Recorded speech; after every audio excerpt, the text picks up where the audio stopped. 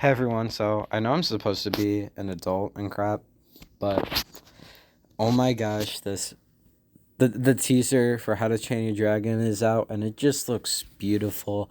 I am so excited. And I mean, the movie How to Train Your Dragon has been and will forever be my favorite movie of all time. Like it is definitely my guilty pleasure.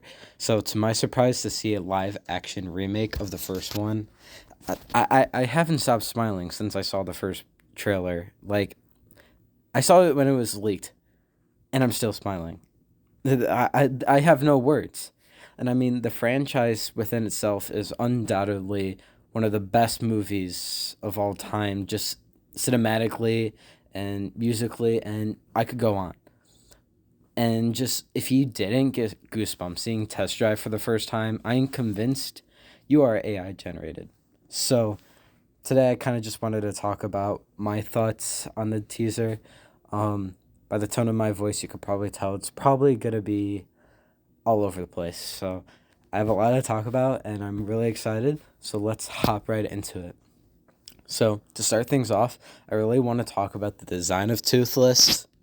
Dude, there are leaves on him. Freaking leaves.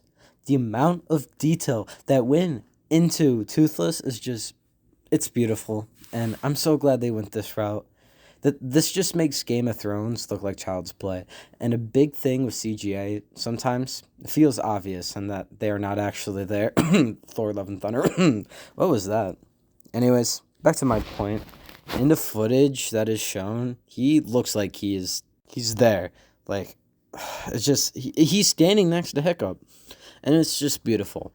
And like I don't understand. I've seen so many people complain about it not looking realistic. But y'all complain about Thunder's design in the Nine Realms. Don't get me wrong, the show's terrible. But the design was meant to be realistic and y'all hated on it.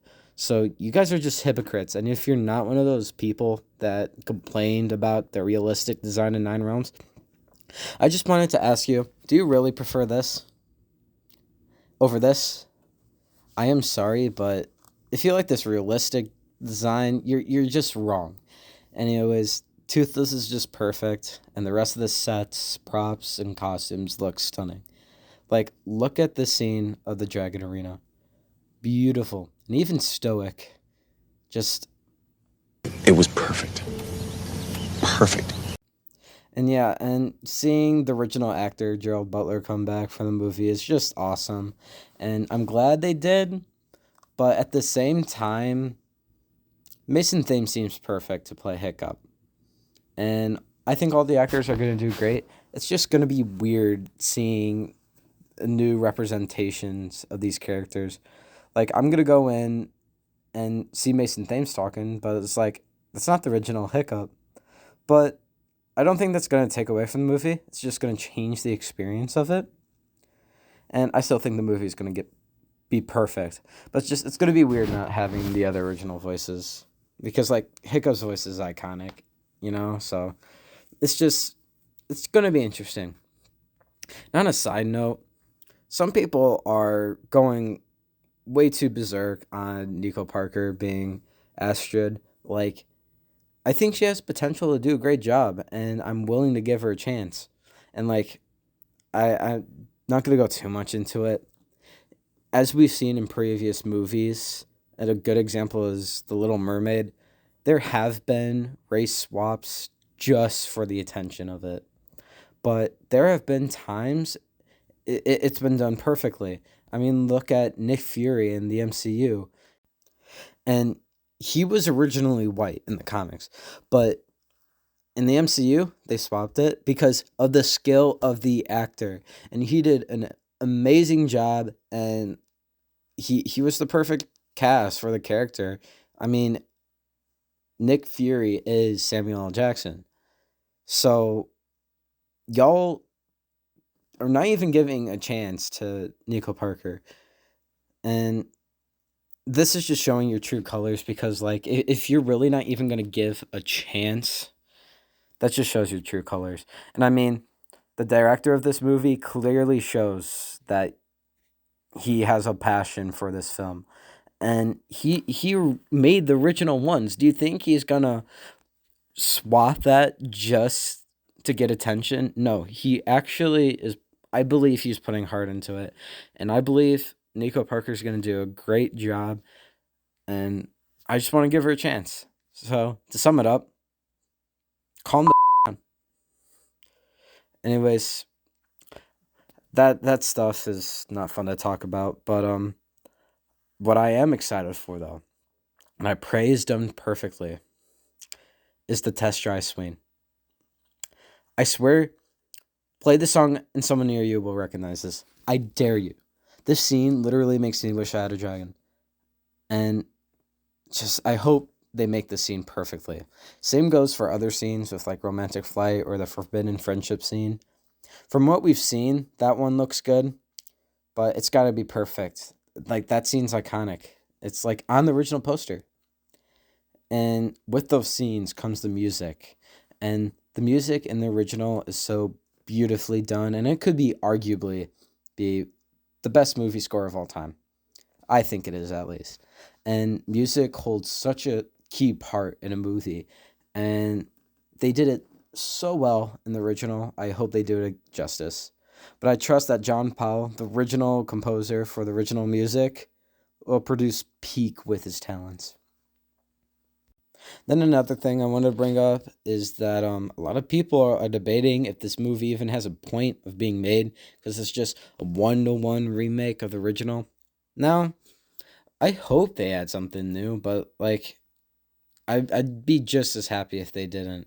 I believe if it does being a 1-to-1 replica of the original, it's going to be awesome to see the story retold in a different way.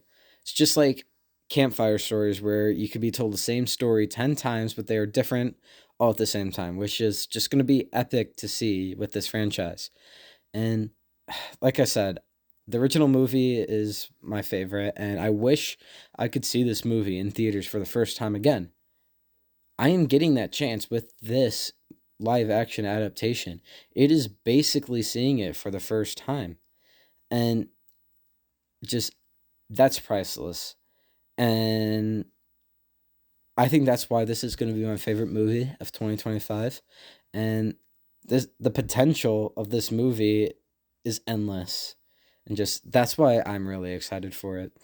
And like I said, even if it is a 1-to-1 remake, it's going to be beautiful. And as I said, the potential this movie has is just insane. We possibly could see the rest of the trilogy live action fight. Is that a word? You know, whenever I said something like funner and I would be told, hey, that's not a real word, I just think to myself, why like words came up because someone said, hey, that sounds right, let's use that. So like, why does funner make no sense? And like, what allows a word to be a word? Because like, how the heck did Riz become a legit word? Like, everyone uses it. Crap, TikTok brain rot's killing me. Anyways, if the trilogy gets turned to live action and adapted, who's to say other DreamWorks properties won't get similar treatment? Puss in Boots, live action, not gonna lie, would go hard. And live action Shrek would be the funniest thing to ever see. And listen, if Kung Fu Panda gets a live action movie, I will actually lose it. So, like, there's so much potential. And just wrapping things up, I have definitely yapped for way too long, but I'm excited for this film, and I really hope you guys are too. DreamWorks is a studio that improves and literally just, they make peak. Name one bad DreamWorks film. If you say Shrek the Third, you're correct, but other than that, they are awesome because they put their heart into it, and just it makes me confident that this movie is going to be beautiful and much different from the live action adaptations we've seen from Disney. So, anyways, hope you guys enjoyed this video. Be sure to like and subscribe, and have a great morning, evening, and good night. Peace.